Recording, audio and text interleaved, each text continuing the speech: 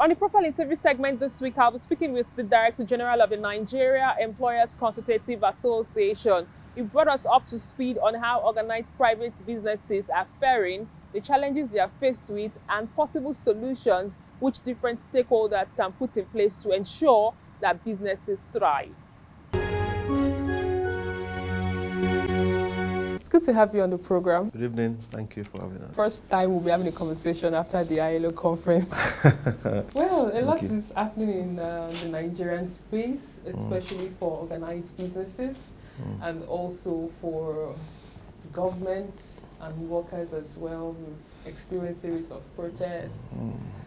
But for the organized private sector, especially the employers' side, which you represent, what has been the feedback, especially with the new development of businesses announcing they're shutting down production and exiting the country? What does this tell us? Well, it's a sad development that we can perceive it coming. I don't want to say we saw it coming, because the parameters that should give you an inkling of whether investors will come in or whether businesses will leave, those parameters are not very positive. From the twilight of the last administration, we had these issues of taxes, issue of forex, the exchange rate. These were not very rosy. Businesses were basically surviving on the tenterhooks. And we came to the new administration. Yeah, we got some reliefs.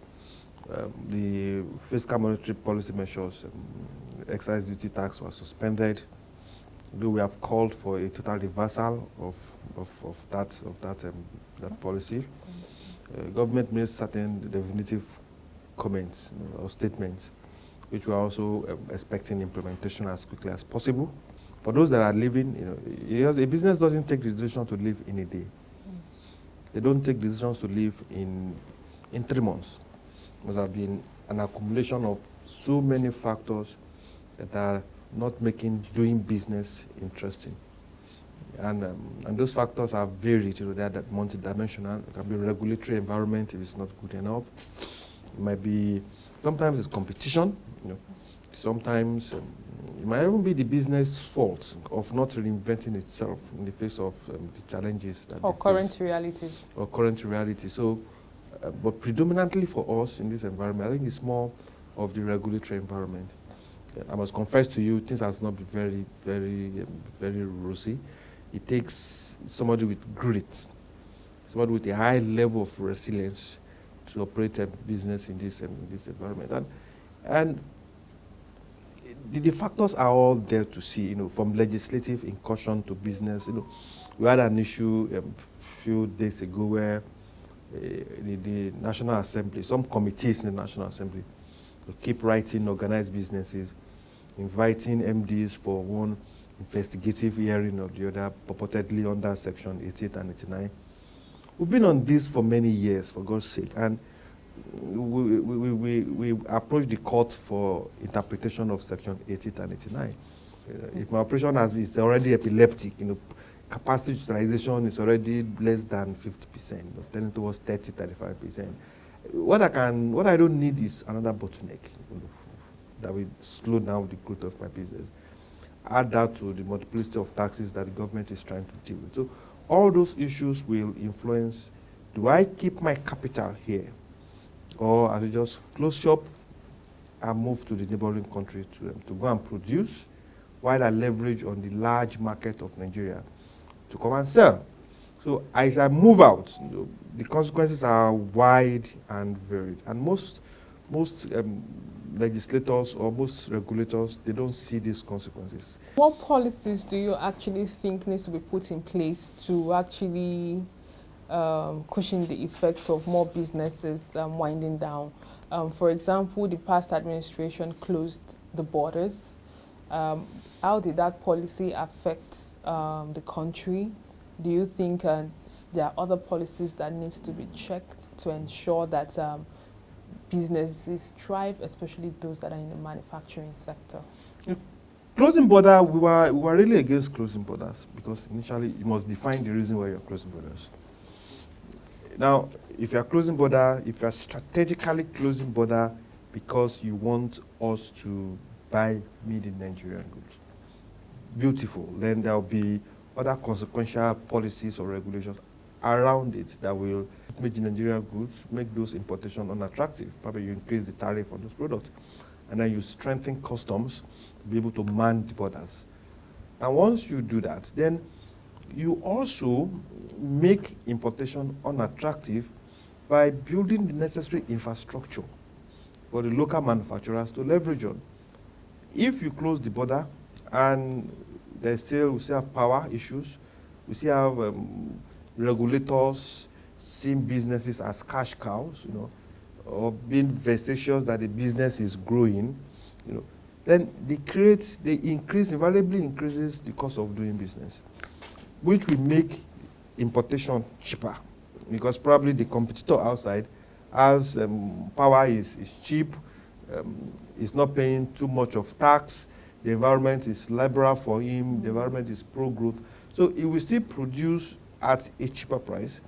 So the unscrupulous Nigerians, that I'll call it, will find it easy to bring in those goods through the routes that you probably don't know, and then they come to the Nigerian market, and those goods will still be cheaper than the made in Nigerian goods. So the average Nigerian whose purchasing power has been bastardized by inflation, we rather look at those alternatives and look, do I buy the local products? Should I go with patriotism and lose more money, or should I just close my eyes and take the survival option?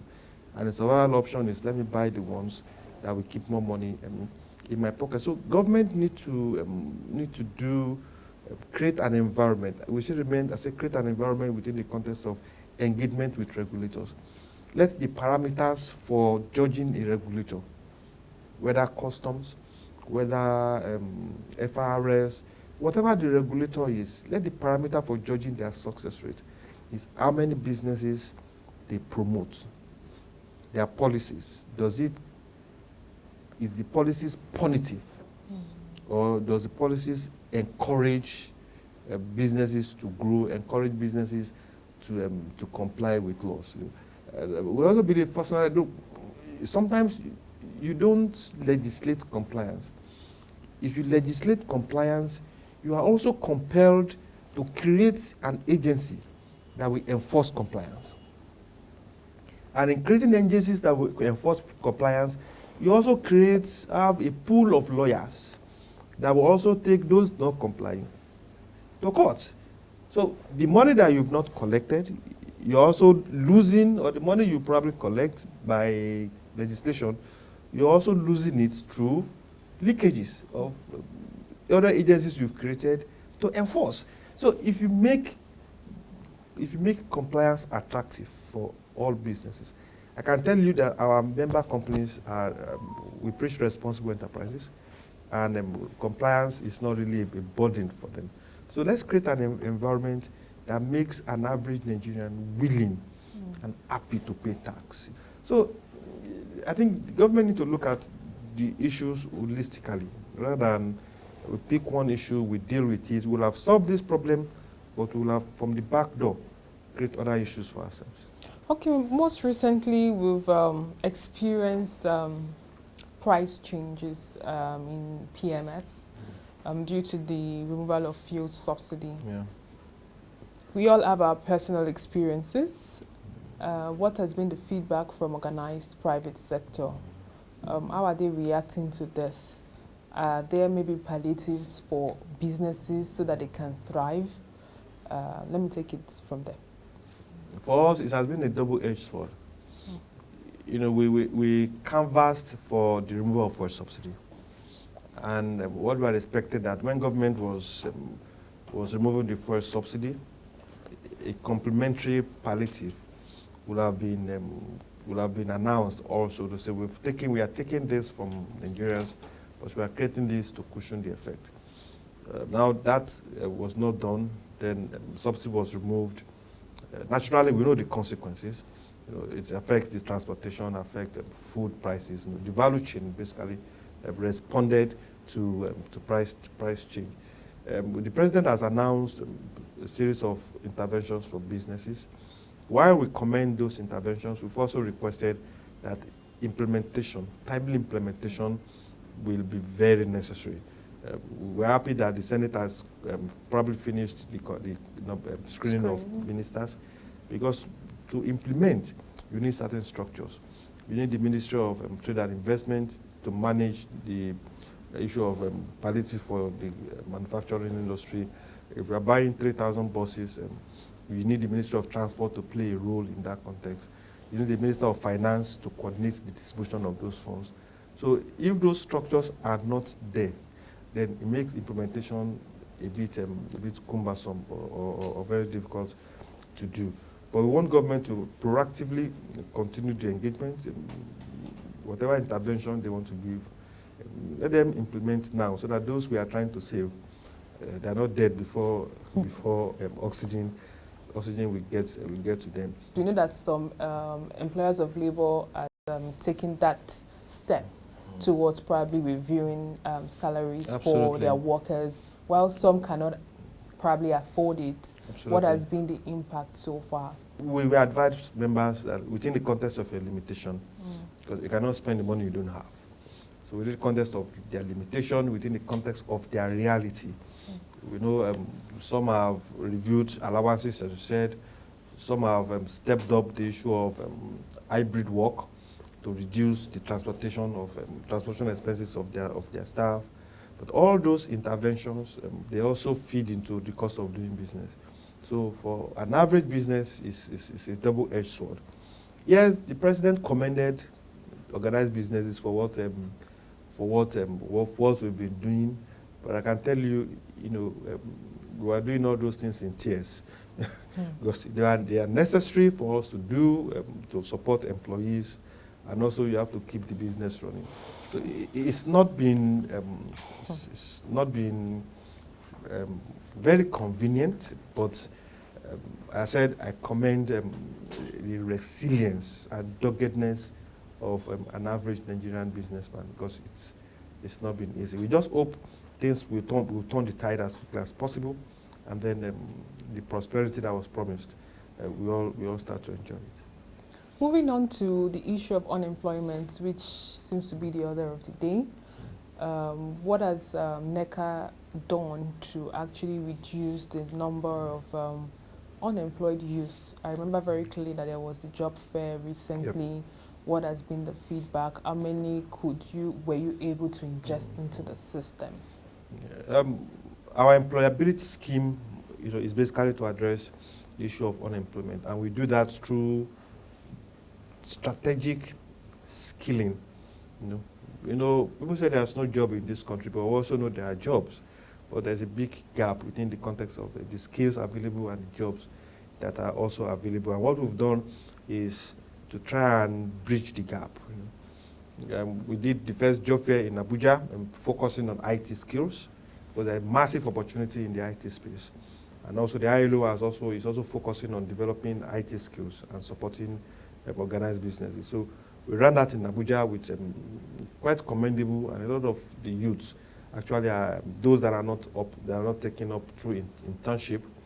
They also some are also they've started their own business because of the kind of skill they learned, IT skills, and many of them are also employed. Maybe we didn't achieve 100% offtake, because even the businesses that should take them is also facing one or two challenges. We also did the job fair in Lagos with Prince Trust International, a trust owned by King Charles of England. That was in July. It was focused on renewable energy, and we can say boldly that over 100 graduates that went through the training on renewable energy, most of them are almost taken off the market by organizations that came in. And also, very instructive, the NECA ITF Technical Skill Development Project that is also making wave, creating entrepreneurs of Nigerian youths, and also making definitive impact in the context of our national development. That project needs support. So what type of partnership are you actually looking out for? Now, technical skill development is not cheap. The NECA ITF platform, the NECA ITF Technical Development Project, is a model that we have even taken out of this country. And everywhere that it has gone, countries are modeling that platform. And it needs a lot of funds to drive. So partners that can buy starter packs for trainees. Somebody have learned mechatronics, somebody have learned furniture making, somebody have learned other technical skills. When they finish, sometimes it's helpful when you get them starter packs, a mini or quasi equipment that can make them to start their own business.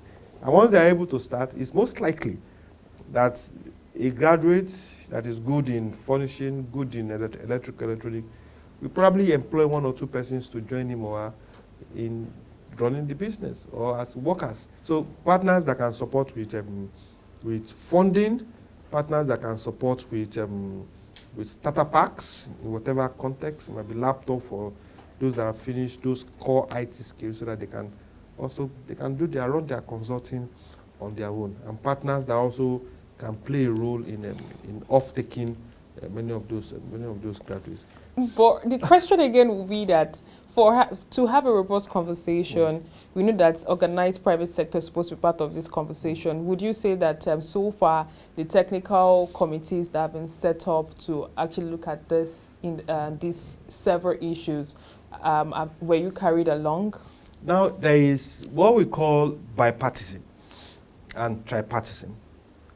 Within the context of government engaging labor, as far as we are concerned, they are free to engage.